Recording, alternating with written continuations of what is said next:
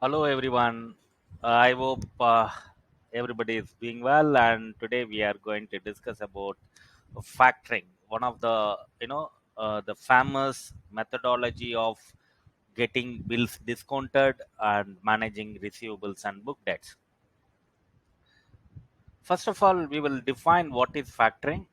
Factoring is a methodology of managing book debt. Book debt means receivable. For example, the company sold goods on credit. They were not able to collect money. Those available money with the client who has not paid is called book debt.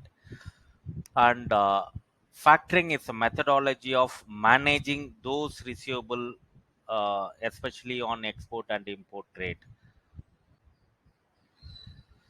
There are three parties involved in factoring. One is debtor, who is a buyer of a good who has not paid.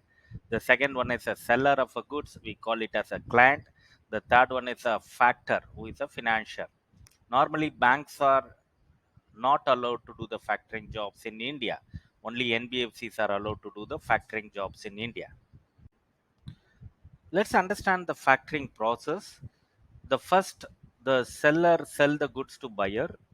The buyer supposed to make payment in a certain defined period, but buyer is not able to make payment, or buyer is intentionally not making payment. So seller, what he will do is he will approach a NBFC in India, who is called as a factor, for a support.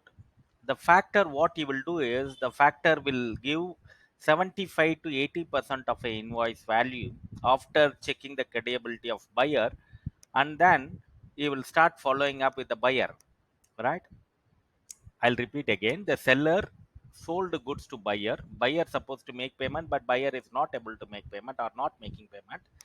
So in this case, what seller will do is seller will go to the factor asking for a support. The factor will support him by financing 80% of a invoice value. So earlier slide I discussed the seller will get immediate cash of 80% from a factor. So you need not worry about whether the buyer is going to give back money or not giving back money. Now the responsibility gone to the factor. The factor will follow up with the buyer and collect money from them. Okay, this kind of arrangement is called factoring. So the major advantage is seller can convert their receivables into a ready cash immediately. The factoring, is an important arrangement, especially export import trade, where they will sell goods without LC or bank guarantee. This will be a definitely a good methodology to follow up with the importer or a buyer to collect back the receivable. I hope you all enjoying this video. Thank you for watching. Please subscribe our channel. Thank you.